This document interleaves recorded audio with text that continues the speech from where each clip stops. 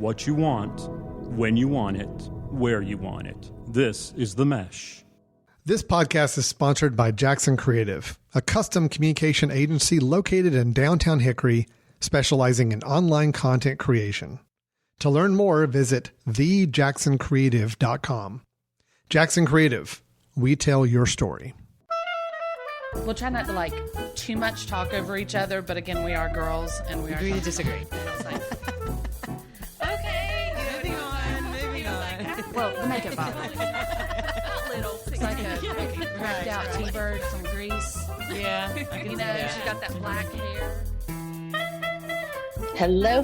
Welcome to a very special episode of ChickChat. This is ChickChat across the country. We are coming to you remotely in both in different places. Janette and I can see each other, but you cannot see us. We are podcasting in our pajamas, I'd like to think. I'm not, but I don't know if you are. It's fine. No, I'm not. It's fine. But I like that, podcasting in pajamas. I think that could actually be like a little side show. Maybe we could start. Or like ChickChat, hashtag podcasting in pajamas. I'm totally down for that. Totally down. All good. Well, good to see you, Janette. It has been a hot minute. It has. How's it going? You've got summertime in full effect right now. I think so. I keep asking myself, is it really summer? Because my schedule hasn't slowed down. I think it's only picked up since school let out. But how is life? How's the summer life with two kids? It is good. It is busy, but it's good. Yeah. Getting used to the summer schedule is going to be different when my oldest starts school back, because then I have to get used to a whole new schedule. But the good thing is the little one is adaptable. He goes whenever absolutely. I say he goes everywhere with you. Yeah. Where, when does your kid start school? Last week in August. Okay. Mine too. Yeah. Good. Yeah. Okay. Well, yes, we've got a month left. Yeah. 1 month. Yeah. You can do it. You can do it. I had to tell myself that the other day. I understand there's a lot of people out there that are like, summertime's the best time. I love it and everything. And I enjoy it, but unfortunately I can't. I mean, I do still work, and we do this. So it's very different for me than maybe a stay-at-home mom or something else. So we've been hot. We've had cold weather. We've had rainy weather. We've had a little bit of everything. It has definitely been a summer of first. We took a lot of trips. We went to a little bit of a cross country trip. We did some over the 4th of July. We went to Yellowstone and Mount Rushmore. Pretty cool. Nice. Yeah. So we've had a good time. But I'm going to be the first to say that I'm kind of ready for school to start back. My husband actually said that to the kids the other day. He was like, I'm kind of ready for you guys to go back to school. I feel guilty saying that, but I'm like, I told my daughter, I love you and I love that you're home and I don't have to wake up super early, but I'm so ready for you to go back to school. Yeah. And you know what? My family thrives on routine. We really do. And summer just does not have a steady routine a lot of times. And so it is very, nice when there is that, here's what's going to happen in the morning. You're going to do this and you're going to come home. And then you have the, flexibility in the evenings, but mine like routine. And I miss that in the summertime. So bring on school year, bring on fall TV, because there's a couple of things happening in the fall that we need to talk about. Oh, okay. Yes. First of all, I just started watching this show the other day. It's only had a few episodes, and I'm not sure if you've seen it or not, but I personally think it is kind of brilliant. Okay. It's called What Just Happened with Fred Savage. Okay. Have you heard of this? I've heard it. I've seen the little thing in the corner when other shows are on, but I haven't seen it. Okay. So here's the thing.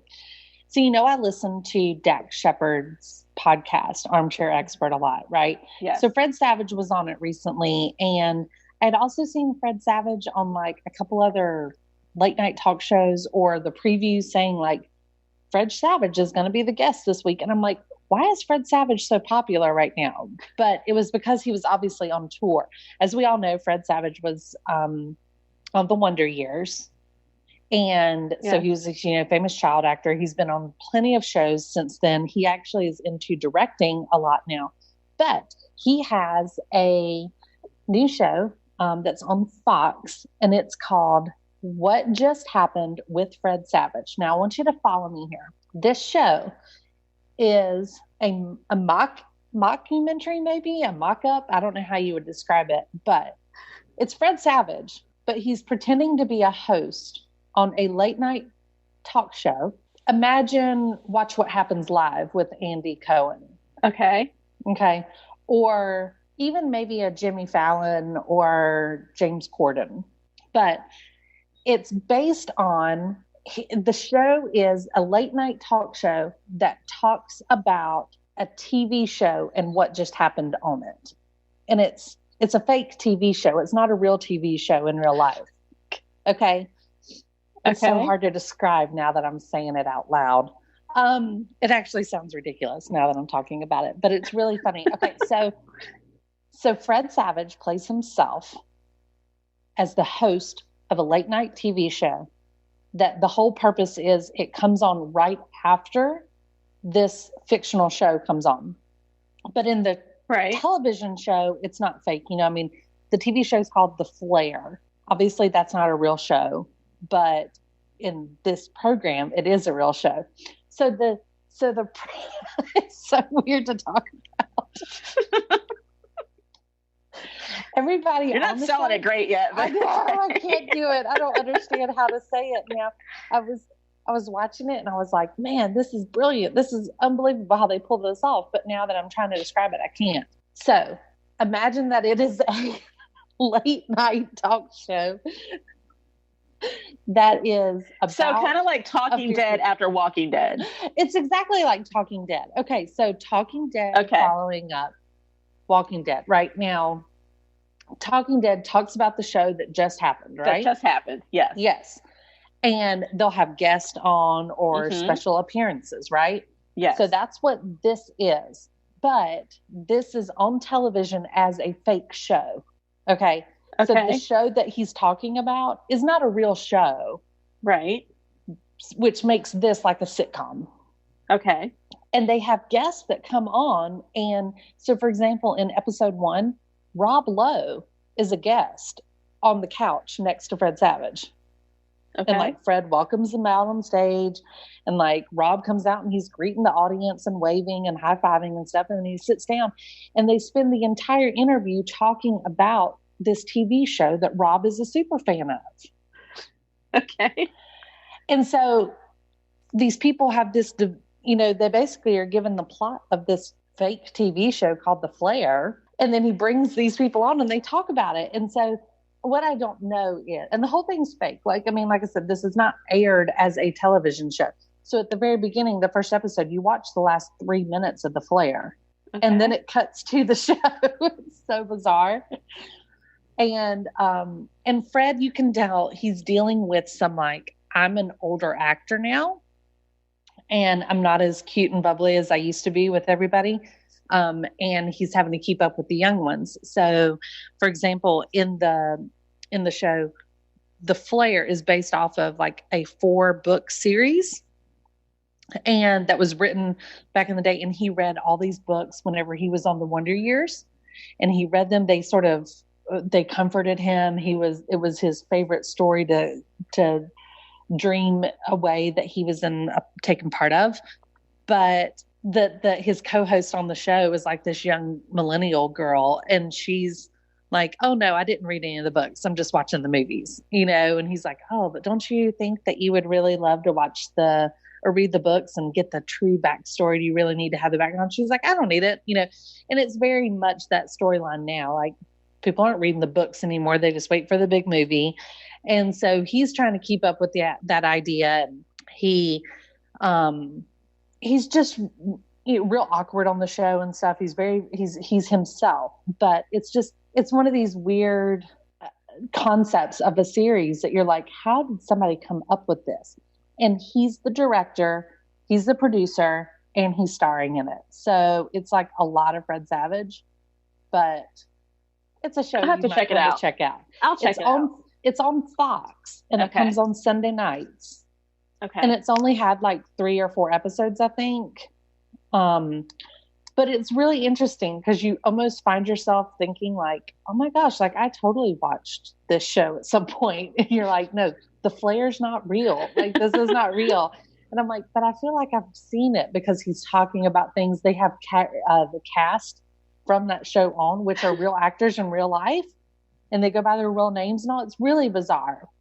And you forget that you're not watching a real show, that they're actually talking about something. So anyway, that's my new show plug for the episode. It's called What Just Happened with Fred Savage.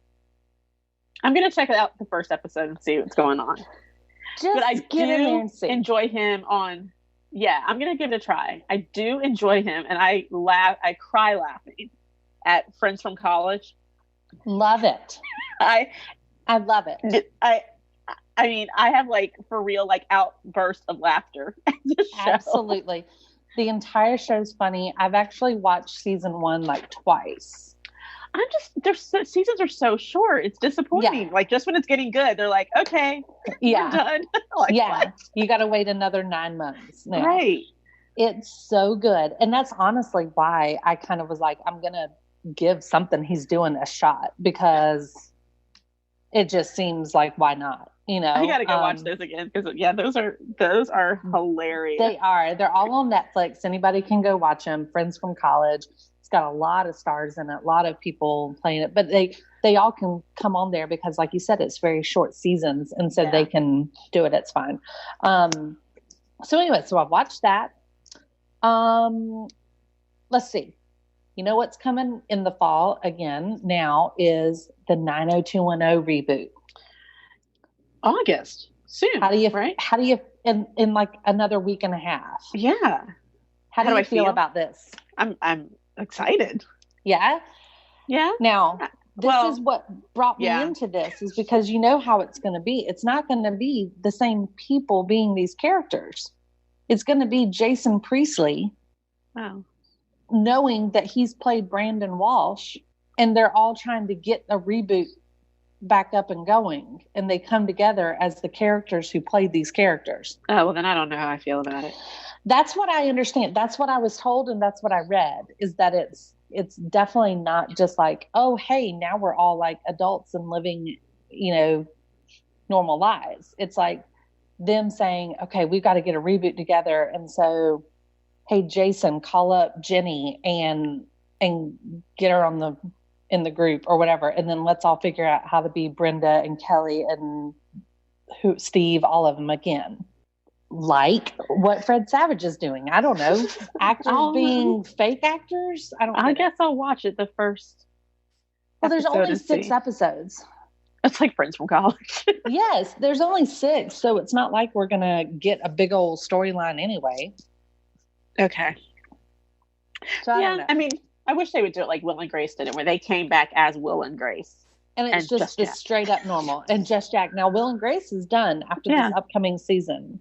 What? They just announced the other day that season 3 of the reboot will be their final. It's very disappointing. Why can't everything just last as long as all these like 20 like Law and Order? Law and Order is never going to go off the air. I have thoroughly enjoyed Will and Grace reboot. Yeah. And I think they've made it possible for all these other things. We've talked about reboots a lot here on the show, but it seems like that's all anybody's doing. You know, they're doing all kinds of stuff. Disney's on a spell right now of all their movies are getting reboots. Oh my gosh, can we talk about Top Gun? Please tell me you watched the trailer. Did I see that trailer? Jeanette. I don't remember. I don't think I did. Well, did I? This is Top Gun Maverick. I want to say I watched it, but I can't be 100% sure. I almost need to end the podcast so that you go watch it and then come back in and we'll restart it. I cannot believe this. Okay, so Top Gun Maverick comes out like at the beginning of next year, I think. The first preview has come out. This is what you want. This is picking up in real life where it is right now. Right. Age-wise. what you can tell from the preview is that Tom Cruise, Maverick, is now still just a captain in the military. And he is talking to Ed Harris, who I love, Ed Harris. Ed Harris is playing like his boss maybe, or the general or something. And Ed saying, I can't believe like you've had the most these and the most this and the biggest this and all this stuff. And you're still just a captain. Like you should be a 2-star admiral by now. And Maverick's like, yeah, well, I'm not, like it's almost like he's turned all this stuff down because he wants to go teach at Top Gun. Anyway, then it goes through Maverick is flying. He's riding his motorcycle. He's pulling off his famous aviators and leather jacket with all the patches and stuff. And Miles Teller is in the movie. Okay. I love Miles Teller. Like, love Miles Teller. Okay. And Miles Teller plays Bradley Bradshaw, which, if you recall, Bradshaw is Goose's last name. Okay. So he is the son of Goose. Oh, Goose. And he's now coming to Top Gun, where Maverick is an instructor. Okay. John Hamm is also in the movie. Oh. Yes. Okay. And so is Jennifer Connelly. What's she doing? She's the new Charlie, I guess, maybe. I don't know. I saw her in a picture, like a poster with Maverick. Like Meg Ryan's coming back or not? Haven't heard that. I thought that would be awesome to have just a tiny cameo from her. Like, talking to Maverick maybe about Goose's son, or something. Yeah. And I don't know. It'd be cool. But anyway, so, it's one of these things where it's like, hey, don't F with the original. Like, we were fine with Top Gun the way it was. Like, do we really need a part 2? But I really think that, from what I understand, technically I asked the gentleman over at Foot Candle Films, another show here on the Mesh, what they thought of Tom Cruise doing a Maverick version, the Top Gun 2. And they actually claimed that they were not upset about it because if Tom Cruise has such clout in his producer roles and director roles and acting roles that he does not get into any movie that's going to end up as crap. Is what they've said. Pretty much if he's going to be in a movie, I know he's had like a sketchy personal past, but apparently anything he touches on the movie is going to be kind of gold. So they were like, it's not going to be a crappy movie. Like, there's that. And Val Kilmer's coming back in it. Oh, Iceman is in the movie again. So I read an interview with Val Kilmer where he says that Tom Cruise does pretty much, or not just Tom, but all the pilots pretty much do all the real flying in there. It's not CGI stuff. Oh my gosh. I don't know that we want that. I'm telling you, Tom Cruise is like known for doing all of his own stunts because I've heard he did all the Mission Impossible stuff. Yes. So that is why, another reason they're saying it could be pretty cool is because it's not CGI and animation and all this stuff to the extent that they can, obviously. But Val Kilmer was like, yeah, it's pretty intense. It's really cool. So you're going to have to hop off and make sure that you go watch that trailer in case you have not seen it. It's exciting. I can't wait. Do you think they're doing things like reboots and part 2s of movies, or even redoing movies for some of these movies because of the generation gap? Like, I still go to the movies. I still watch TV. But like younger millennials, they're doing Netflix and Hulu. They don't have cable. So they're bringing back the shows that people like me grew up on and want to see them continue, or something that's happened, So you're saying they're trying to lure our age back in, or they're trying I think our age is still watching. A lot of us are still watching TV and cable, still have cable. Yeah. For the most part, because we either have kids or for whatever reason, a lot of us still have cable. I know a lot don't, but a lot still have cable. Sure. So like, if you think about it, a lot of the new shows don't last very long unless they have like older characters in them, or there's something that we're used to. Will and Grace, 90210 is coming back. You know, all those redos that they do. Well, have you Grey's noticed Anatomy too? Staying on for a long time. All the game shows that have come back on now. Yes, that's what I mean. Like all the Press Your Luck, and because those people still have cable and they're watching TV, whereas the millennials are like, yeah, we're not doing that on a Friday night or even a Wednesday night. Right. Or if we are, we're recording it and watching it whenever we want to. Like it really doesn't matter. We're watching it, as we fall asleep or something like that. Right. Yeah. I mean, I guess that's a good point. I mean, it's one of these, I guess, you run a real risk in my mind of screwing with my memories, if you will. I don't really want, Will and Grace to ever be like tarnished in my mind because I loved that show originally. So it's like when they're going to come back again, I'm like, oh gosh, please don't screw it up, because now I'm just going to be mad, Well, that's what I'm really hoping. That's what I felt about 90210, the younger That's years. Exactly right. I was like, I don't know who these kids are. Same. It was not the same feeling, and I'm watching it. And so that was people trying to take something that was successful for us and apply it to that millennial age. Yeah. And like you said, that's just a different generation. It just does not compute sometimes. It doesn't transfer.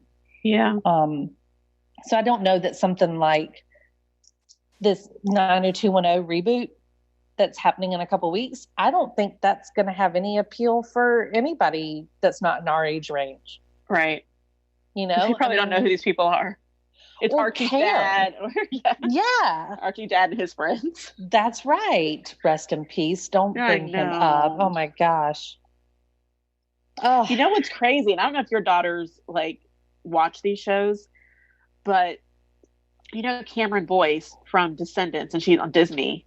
Like, my daughter has been like just so down about his passing, and I get it. Agreed. But it's like that's the first like main character that she's known that has like had died, and they have a Disney movie coming out, and they've got all these tributes around Disney. We've had to talk about some things like same here. We actually it was funny, it just came up this weekend because they were playing Descendants 1 and 2 all on day. Disney all day long, prepping for the Descendants 3, which my kids have already asked if they could like record it so that we could have it to watch it and stuff, and I was like, absolutely. The movies are kind of a cute idea for people that don't understand. I do too. If you haven't seen it, it's on Disney. It's a series. They've got a Descendants movie 1, and then they've had a 2, and now they're coming out with a 3 because it really is just that successful. But the whole movie is based on children of Disney villains. Okay, the villains have been banished to like an island that it's a bad island. All the bad people are there. So the main characters are the children of Maleficent, the evil queen from Snow White, and Jafar from Aladdin, and Cruella de Vil from 101 Dalmatians. So those 4, that's what started the movie off. The moms and the parents, if you will, which played the historical villains, are some pretty famous people too. But anyway, these 4 characters are then allowed to go across the magical bridge that goes into the fairy tale land and they go to school at like a private school, which is all for Disney characters, the good characters, children. So there's the son who's about to be king, and he's the son of Belle and the Beast. There's a girl who's the daughter of Sleeping Beauty. There's the son of Prince Charming and Cinderella. There's the daughter of Mulan.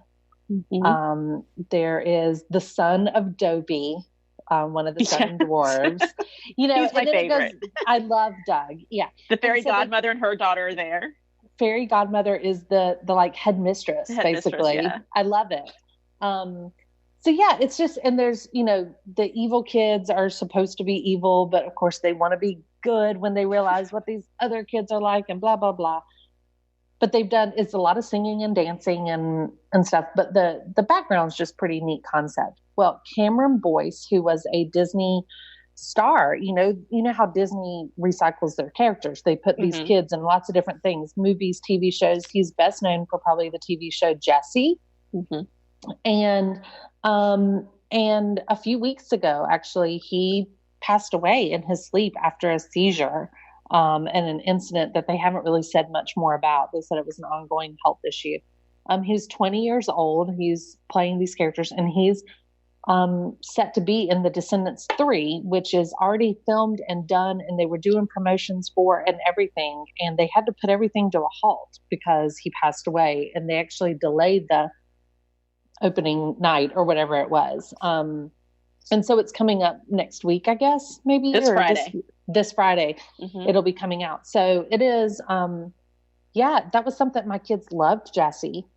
They watched that show a lot. They loved Descendants. So they've seen him in all sorts of stuff. And, he died, and it's been a kind of an ordeal. And I agree. That's kind of one of their first people they can relate to, I guess, age-wise, and not even age-wise, but in the shows that they watch and the things that they've seen him do. So props to Disney for how they have been handling it, though. I think it's been pretty nice. They have these nice little video tribute, a 30-second thing that plays on commercials sometimes, just kind of saying, you're in our thoughts and hearts and stuff, and that's it. And then now they've kind of gone back on with the regular promotion of the movie and whatnot. So, and they were on Celebrity Family Feud last night. I saw it. Yeah, we missed it, but we're going to watch it and we're going to get it on demand and tape it for her. So. I saw it. They were on there, and it was, Kenny Ortega was their team leader. So, which, he's been famous. He's done all kinds of movies and shows and stuff. So, I think he did part of Dirty Dancing, maybe, Kenny Ortega or something. I think so. I know he was a choreographer for Michael Jackson at some point, too. Yes. So I think anything that's had choreography and he's touched to has kind of become teens. gold. It's kind of become gold. And so he was their leader on there, which was kind of cool. So who anyway, plays Hades? Who? The son of Hades. Who's that character? He was on Celebrity Family Feud with them. Yeah, I can't remember his name. It's driving me crazy. It's like Grayson Jackson or something like that. Okay. I've been trying to place where I've seen him, but I don't know. Yeah, and it's funny. They have each one of these movies for anybody that's ever just super curious about what these movies are about, and if they want to go watch it. One of the things that's kind of cool is Ursula is on there, her daughter, Uma, I think it is, right? Yes. That I have loved the creativity they've come up with on the costumes and the way they tie in the history of the storylines, and I just think it's pretty cool. The character that plays Hades is Cheyenne Jackson, is his name. Okay. And he is easy on the eyes. Yeah, I've seen him in something before. I just can't place where it is. And I should probably just look it up. It's driving me crazy. Well, it says that he has been in a lot of musicals. Yeah, he's been in a lot of musicals. He was in the movie United 93. And he played Mark Bingham, the guy that charges the terrorist, I guess that was him. Yeah. He has been he did some guest roles in 30 Rock and Glee. He's been in 4 of the American Horror Story. Do you watch American Horror Story? Don't watch those, so I don't either, but he's been in 4 of those. It's probably Glee. It's probably where I saw him. Probably, but he is handsome. And he's in a kid's movie, but he's 44 years old, and I'm okay with that. Oh, it's fine. Yeah, 44. They're all not kids. So. No, exactly. Yeah. So anyway, that is definitely something else that we're getting ready to watch at our house. I know that. Have you joined the Instagram train yet? Yes, I think. Okay. Yes. Have you? I have. I wouldn't say I'm very active, but I'm on there. Okay, so I've got some tips for you. I think you need to go and look at Shawn Johnson, her gymnast? page. That's right. Okay. Her page. She and her husband basically have like a YouTube channel. Her husband is Andrew East, who's a long snapper for football, NFL for a while. I don't know if he still plays or not, if he got cut, but they are pregnant right now with their first child. Yeah, they actually were very, very public on their previous miscarriage. Mm-hmm. And they've started this video channel where they kind of document things on video, and then they post these. They're pretty funny Instagram videos, but they're just really wholesome to watch and really fun. And I really like the idea that some of this stuff is being played out on the internet, about miscarriages or infertility and different things, I mean, that's always probably pretty hard for some people to talk about, but they've done a really classy job of it. Anyway, I didn't know if you were on Instagram yet or not, or if you're active on it, but I think you should be, first of all. Second of all, you need to go and find Shawn Johnson or Andrew East's page and watch some of their videos, because they're just adorable. But, America's Sweetheart really rings true for her in these videos. They're adorable. It's just my happy moment that I was going to tell you about. Yeah. I will. And yes, I like Shawn Johnson. I'll go watch it. Yeah. Or look at it, whatever I'm doing on Instagram. Both. Look, watch everything. She was just inducted into the International Hall of Fame of Gymnastics. And they showed her, like, she was inducted with Nadia Comaneci.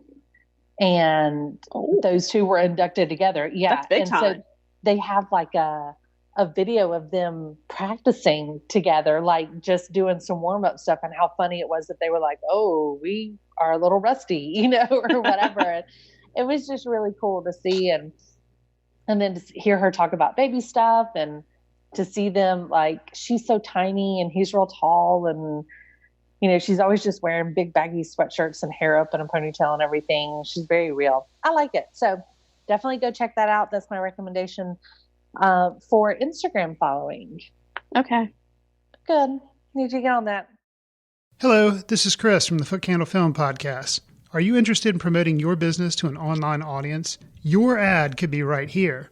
Consider advertising on the Mesh Podcast Network. Head over to themesh.tv for details. All right, so the elephant in the room, we have to talk about it. We have to talk about Big Brother. I'm annoyed. The show we love to hate. We love Big Brother. I love Big Brother. I would like it more if they just weren't Big Brother the way I know. So they need to shake it up. And I know every year they try to, but it fails miserably. And we say this every episode or every year. We say, if someone would just keep their mouth shut and like make a big move and not tell everybody about it. Or if you're going to vote against the house, don't tell everybody about it. Like if you're going to flip the vote, don't tell your buddies or whatever. If you have a power, don't tell them. Like, let's put some excitement back in the game, because of right now, they all know what's happening. They predict it and they see it coming every single time.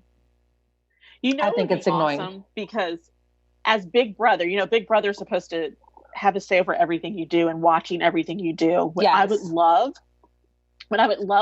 is if during one of the shakeups, instead of like a power, like you can do this or you can do that, if someone went head of household and then they come back in and, they get their keys or whatever and they're there. And then right before the nomination ceremony or, whatever, Big Brother says, okay, but here's the thing. You can only nominate 2 people in your alliance. Right. Like, and then call it out and say, so that means as head of household, you're only eligible to vote for these people, and put it out there, because the house knows anyway. So why not? Because, they'd probably be like, oh, well, they're not my line. So they say, just Big Brother should say, these are the only people you're able to nominate. And even if there's a replacement, one of your team members has to go up as a replacement as well. Well, you don't even have to call an alliance. Just put the list up of 6 people, the 6 shooters or whatever they're calling themselves now. What is it? The grateful? Yeah, great eightful. Yeah. Just put their names up on the television screen and say, here's who you get to choose from. Yeah. You don't have to say it's an alliance. Like, just put it up there and be like, oh, Big Brother's decided that this is who you're going to get to choose from. Yeah. That would be and that's awesome. It. Yeah. I would love that. I would love something more. Now, I do feel like, one, they put a theme to this year's season of BB Camp. Okay. Which I always love a theme. Who doesn't love a theme party, right? So that's great. So good for them. And I do feel like Big Brother has stepped up the games a little bit, the challenges. They've been a little different than some of the ones we've seen in the past where we used to get recycled equipment in every season, it felt like. This has been a little different. I feel like it's been a little more extreme, which I'm fine with. But I just can't stand it when people in the show, like the contestants in the show, just try to play it safe on everything. Yeah. It's boring. Yes, and I don't understand why the 8 people who chose to be in alliance chose to be in alliance with each other. Why? Why are you guys in alliance? Why are you in an 8-person alliance? That's the hate dumbest day 1 thing alliances. ever. They are the worst. You don't know these people. Sense. You don't know them. That's right. And what's the point of having the secret people in the house that secretly know each other? That's played no part in this whole show. It's dumb. Why did they even make a big deal out of it? It's not like the twin twist, which was kind of brilliant and awesome. Absolutely. Like you have twins switching it out, and someone figured it out, but still, that was still one of those. Is it really the same person? I mean, that's right. It can't not be the same person. It was one of those, but I don't understand. I thought they were going to have more than one group of people in the house that knew each other, but just to have these 2 people that are kind of like, oh, she used to date my cousin. Yeah. Well, that's one of these things. I was sitting there picturing it, and it's like at the end, you know how like in the recap show or after the finale, whenever they've all cast their votes, then they start telling secrets, right? Like that's when Derek, after the votes were cast, Derek then came out and said, I'm a FBI agent, or I'm a private investigator or whatever he was. Because your vote's already cast, you can say anything you want then. Yeah. From the jury. I was picturing like the votes have been cast and then somebody, Tommy comes out and he's like, oh, and so Christy and I know each other because she used to date my cousin and we didn't want anybody to know. At that point, if I was another cast member, I'd be like, yeah, so, okay. Like, didn't help you. Honestly, Christy was worried if you even liked her or not whenever you moved in the house. Like it was, who cares? Like your relationship has had no bearing whatsoever on the game. And then it turns out that like Kat and Holly or somebody have like pageant world experience in the same realm, but they don't want people to know. Yeah, but they can't figure out where from and all this stuff. It's dumb. Like nobody cares. Unless you actually used to date the person in the house, or if it's like your ex-husband, right? Like, that would y'all got kids, right? That would be awesome. Yes. But if it's just this crap of like, oh, my second cousin twice removed used to babysit your cat, like nobody cares. I really don't care. It doesn't matter in the game. No. And, it has nothing to do with the season. So just tell everybody, like, who cares? They all think you're a couple anyway. It's dumb. Who are you pulling for right now in the show? Nobody. I don't like it. No. They've all got just some little... I mean, I like Tommy. I think he's funny, but... Yeah. He kind of stays out of it for the most part. But I feel bad for poor... Was her name Holly? Is that her name? I feel bad for her because she gets picked on a whole lot. Well, Kat gets picked on. Is that the one with the glasses? Oh no, Nicole. Yeah. Nicole's kind of awkward and weird, but Kat's real blonde ditzy, like an uncomfortable ditzy. I don't mind her though, because she's kind of lightweight, like kind of a strong player. I agree. She's come close to a couple things. She's won a veto. She's lasted on some stuff. I don't mind her at all. I cannot stand Mickey, the Jackson Mickey or whatever his name is. I don't like him. I think he's kind of gross. Like, I just don't like him at all. I think he's one of these players that he's going to go kick rocks when somebody doesn't tell him or do what he says exactly, you know? And, you know, I mean, he has that power over several of them in the house, but they're all starting to pick up on it too. Yeah. So, and Aquaman.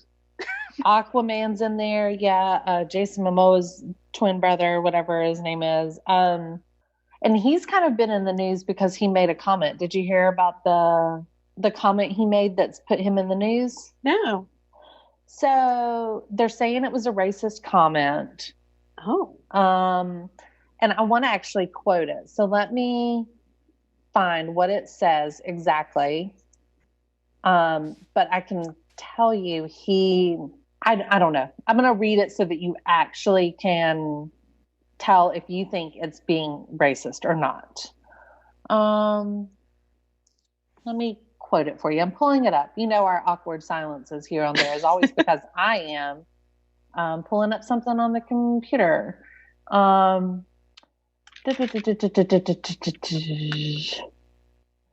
So let's see. You know, he called Kimmy the cancer on the house, and then he refers to Jessica, who's the plus size model in the house. Mm-hmm. He refers to her as like Consuela or something. I don't know. But he made a comment, and now I can't find it anywhere, but he made a comment about Bella, who was recently voted off. She's the Asian girl. Asian girl, that's right. Yeah. So he made a comment in a group about, they said like something like, oh, that's the way the white on rice or something like that. It's something about rice. And he's like, Asian fried rice, when talking about her. And people like went nuts over it. I wish I could find what he actually said, but I can't. I'm looking at it because I looked up Big Brother Racist and it pulled up Big Brother Racist Jack. Me too. It was something about rice. But there's apparently a whole bunch of them because I'm going through all these different comments of things that he said. And it's like, oh. The proof is in the pudding. So unbeknownst to her, Bella was also on the receiving end of a racist remark by Jack, who responded to another comment of the proof is in the pudding by saying rice pudding while referencing Bella, who was Chinese American. Oh. I mean, it by itself, insensitive, but when you group it with a bunch of stuff, yes, it's racist. Right.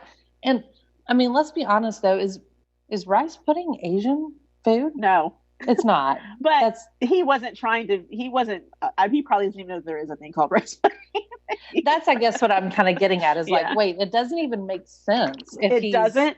Trying to take a jab at Bella, like rice pudding is not Asian. It's like Canadian Asian or something, right? It's just bad. It's just bad pudding. But it's what you feed babies, right? Right. It's gross. But yeah, I mean, yes, there was no reason to say it. And if you're just, if all these remarks are coming against like the minority people in the house or the different ethnicities. Yeah. But to me, okay, and here's what's funny to me. He doesn't seem to be without his own background of something other than white. Oh, absolutely. Like there's something else going on in there. Filipino or something in there, right? Like he's very exotic looking. Yeah, I mean, he's nice to look at, but absolutely. Yeah, he's very nice to look at. He's got the physical features that I think people like too, so I don't quite understand why he's got to be kind of a jerk, but he from day one has kind of been with the other Jackson. They're both named Jackson, but one goes by Jack and the other one goes by Jackson. So to alleviate that, they chose Jackson to go by his last name, which is Mickey. And they both have just kind of been bullies around the house a little bit. Oh yeah. And I know in CBS is like, so the first 4 people voted out were the non-whites in the house. That's right. So really the only one left at this point is Jessica, right? Who's Hispanic. Yeah, but not like her parents are, right? Or she's half or something like she's that. Something, yes. Yes, she's got Hispanic blood in her. Yes. So I know CBS is dealing with that now. Like, how did you let this happen? Yeah. Yeah. So, and they were like, I mean, we're not controlling the game, but that's where I come back to say, but you should. If the game is called Big Brother, take some control of the game. Don't just hire a bunch of models to live in a house. Right. And then put them in with awkward people and expect the models not to outnumber the awkward people and vote them out.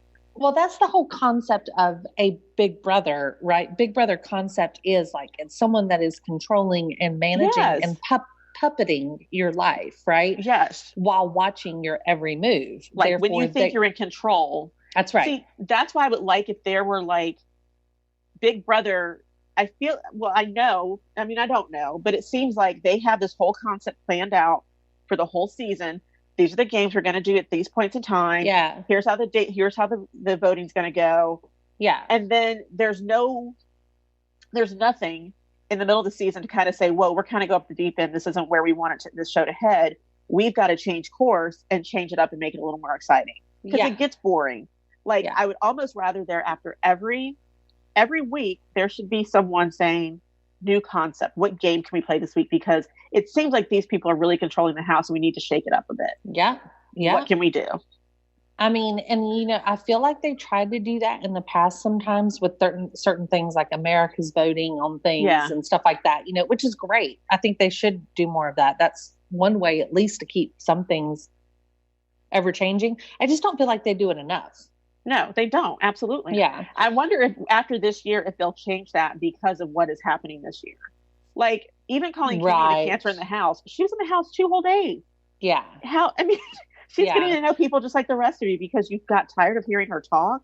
That's right. It's and speaking of that, like this maybe doesn't have anything to do with the race portion of it, but just to kind of explain like how some things work, that the bad parts of Big Brother, I guess, that I don't like about it is because of all the editing, obviously, and I get that. It's a show that has cameras on them 24/7. Like it's just hard to make a big show out of it, right? When you trim it down to an hour, but still. So did you know that whenever they moved in the house, when you move in the house, whoever gets that first HOH is basically like HOH for like 2 weeks because there's one whole week. Yeah. There's like one whole week that the cameras, they don't even pull anything for the show. Oh. It's like they're going through all these production photos, where you see them out in the yard with like bathing suits and beach balls and stuff.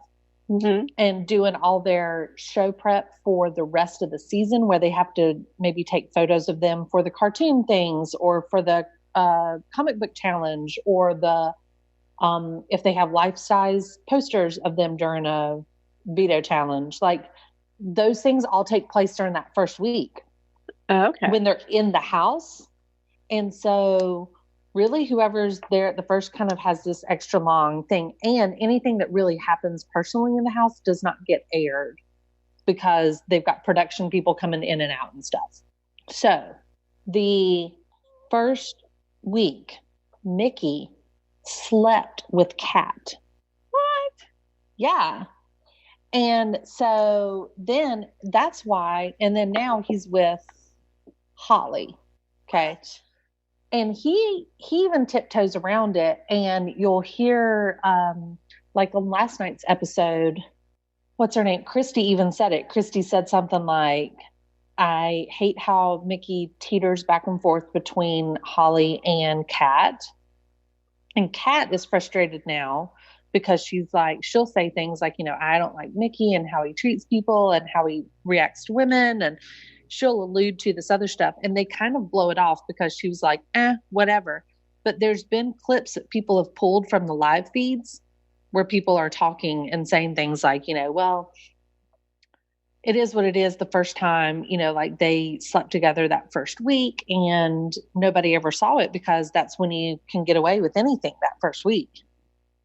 And then now he's with Holly and he was quoted on Joker's updates as saying in the live feeds, he said, I don't know what I'm going to do about Holly. I'm going to have a talk with her because she doesn't want to have sex because we're on camera so much now. He's like, so I'm trying to decide what I'm going to do about her.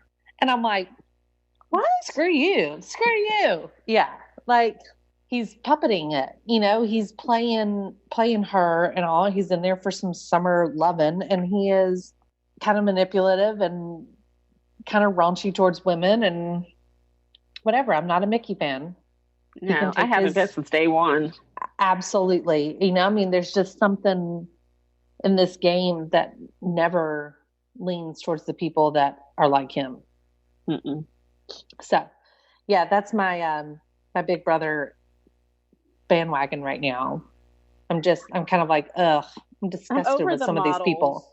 And just, you throw models, you throw like 8 models in there and then 5 awkward people, and then you want it to be like, who's going to team up with each other? Yeah. Well, Moose, who is our producer on the show in there right now, he's not on a mic, but he's in there. We've always talked about like, and I think you and I, Janette, have too, like, let's have a 40 and over Big Brother episode, like season, put some moms, some dads, like some just average Joes in there, and let's just see what happens. Yeah. And, like I even laughed. I was like, you put one plus size person in the house this year and she happens to be a plus size model. Like, right. Like there's a Broadway actor. What? Yeah. The one gay guy is a Broadway actor. is somewhat famous. Yeah, exactly. Like he has fans and a following. But see, that's what everyone knows. We're going to have like, so Christy she's a lesbian too, because didn't she say she dated his cousin who was a female? Yes. Okay. She says she likes girls. That's how she. So they have 2 in the house this year, right? Because didn't Tommy say that he had a boyfriend? Am I making that up or no? Okay. I don't know if he has a boyfriend, but he's definitely into dudes. Okay. And I heard that somewhere. I didn't want to like. He said that. Weren't really out, but well, he noted that like there were guys in the house that were easy to look at. Yeah. So it's always going to be like 1 or 2 of them. Yeah. You have these models. You're going to have beauty pageant queens, and then you're going to have like the grandpa or the grandma. They're always or the older person with kids, whoever it is. It doesn't have to be grandpa and grandma, but the older person with kids. Yeah. And then you're going to have like 2 or 3 black people, maybe an Asian thrown in here and there. Yeah. It's always going to be like maybe 3 or 4 minorities, right? Yes. So it's like, come on, switch it up. And there's always the like awkward, nerdy, like weirdo kid. Okay, so I want to talk about Nick because he's not my favorite, but I thought it was hilarious whenever I think he really likes Bella whenever she got kicked out, and he was so sad. He was really upset, but I thought it was hilarious when he went in during the live eviction vote and Julie says, hello, Nick, please cast your vote to evict or whatever. And he sat down and he was just like, I'm depressed. And she was like, I know. And then Sam came in and she was like, Sam, please cast your vote to evict. And he was like, I vote to evict Jack. He's like, bye, Bella. Have a good summer. And like leaves. Like, I love Sam. I do like Sam. Yeah. I'm on the fence about them because I'm trying to figure out if they're trying to be in with the in crowd, the cool guys, and it drives me nuts. Again, well, and I think unfortunately they were screwed over by the cool kids. Yeah. Right? They were put into the situation where Sam was like, oh, okay, you guys are using me as like a vote. Okay. And then he gets blindsided by them and they were like, sorry, we kind of had to, use you on this. You kind of fell between the cracks with it and got caught up in the mess with Nick and Bella. And then they're kind of like, but now we're going to vote out Bella. And so it's, I don't know, the bullies of the house truly are that. I feel like they're kind of bullying everybody. It's really, and as of last night's episode, and I've not been reading like Joker's updates or anything or seeing a lot of the updates. I've just seen bits and pieces here and there. It looks like people are starting to kind of become wise to the idea of like, oh, because we had such a big alliance, now we're already at the point where we have to start picking those people off. Yeah. Like when you have that big of alliance, you have to start kicking each other out sooner than your 3-person or 4-person alliance, you know? Yeah. And it drives me nuts that every year, even though people call themselves super fans and watch the show, maybe they just don't pick up on things or they just get in there and they lose their minds. But every year I feel like it's guys pulling the puppet strings, using these girls, and then the girls being like, oh no, they're going to take us to the end. And then they end up getting voted out. And it comes down to 3 guys or 2 guys and 1 girl. Yeah. And the 2 guys have already made a final 2 deal. Right. That's what's going to happen this year. I've never figured out why. I know that one year there tried to be an all girls alliance and it was like, it just didn't work. And that was because they didn't allow it to work. Yeah. But I've just never understood why the girls get in there. And the first thing they like to do is get into a showmance and have some guy carry her along. Yeah. Like these girls would have been so much stronger together. These were actually, between Christy and Sis and Holly. And Annalise, is that her name? Annalise, yeah. They call her Sis. I like her. Yeah. Between those people and even Nicole, who's awkward but seems pretty smart about the game. Yeah. Yeah. And Jessica, who's like battle back, came in, from that first thing and everything. And she's still at least laying pretty low as of recently. They could have really done some damage thus far in the house, I really think. I would love to have seen like them truly, you want to have a showmance, you go right ahead, but on the side, you should have this girls alliance that actually is working to take them out. Use him the way he's going to use you. That's what Mike Boogie and Dr. What's his name did. Oh yeah. That's what they did is they actually like had these girls in showmances and they were secretly kicking them out. Oh yeah. And it was brilliant. Mike Boogie like proposed to one of us. Yes. Krista. But that was it. That was the thing. They were like, my showmance, that's who I'm going to take out because you're dating her best friend too. And then you're going to get her out next. Right. And they're like, yeah, that's what we do. That's why we're doing it. And I'm like, yes, brilliant. If it was flipped. Right. Well, although I love Mike Boogie and Dr. Will. They're my favorite. We love them. I would like for them to co-host the show. It would be hilarious. I think it would be fantastic. I honestly think Julie Moonves might be on her way out. Old Julie Chen Moonves. Yeah, she needs to be on her way out. And let them pull the puppet strings. Like the best twist ever was the one Mike Boogie had when he did, I don't know if it was All Stars, where he had the coup d'etat. And they never did it again. It was the best. I don't understand why some of those things aren't brought back. Like they stopped doing a lot of these things. I guess, I don't know. It seems weird. Like I want to see the rules again because I say it every year. I think the veto. I think the veto is being used the wrong way. Like I'm almost positive because I remember Marcellus and I think her name was Amy or something like that. He used it on Amy and then he got put on the block and sent home. Because they said, with Marcellus, you shouldn't have used the veto. Now you're going up. So that's the whole point of the veto. It's not to save 3 people. Right. Or 4 people, or however many we're saving. Right. If you use the veto, then you could be because voted you don't out. Have the veto because you anymore. Don't have you it just anymore. Gave it to somebody. Right. The power of veto has become I can take somebody off the block. And if they're going to do that, if you're going to win the power of veto, you should be able to take somebody off the block and nominate someone yourself. Yeah. Instead of letting the head of household do it. Well, that's almost what Christy's secret power is, the diamond power of veto or whatever. Yeah. I still don't understand her whole thing, but it's because of her accent. You can't understand what she's saying because of her accent, how she talks. So All right. We are just about done. And, you know, I can save it for another time, but I've been watching trash summer TV. There's not much to report. It's Real Housewives of New York, which just wrapped up, Southern Charm New Orleans, the hot mess that is The Bachelorette, which I refuse to watch. We'll now be watching the finale tonight and tomorrow night because it's a 2-night, 3 and 8 hour finale or whatever it is. Not doing it. I've been watching, and I tell myself every week, I don't need to watch it this week. I don't really care. I don't care about that much. And I end up watching it. So, whatever. One day I will learn my lesson. But I'm ready for some fall TV and some new stuff to come out. How about you? Oh, yeah. I'm ready. Absolutely.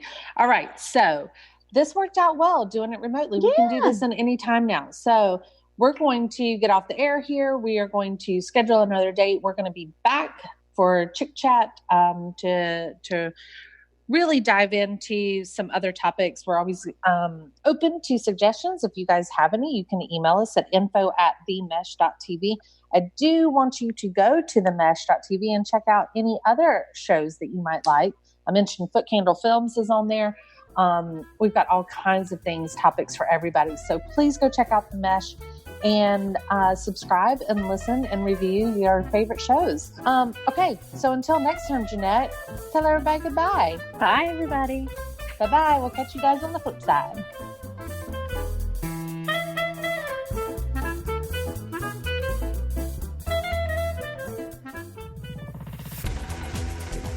You've been listening to The Mesh, an online media network of shows and programs ranging from business to arts, sports to entertainment, music to community.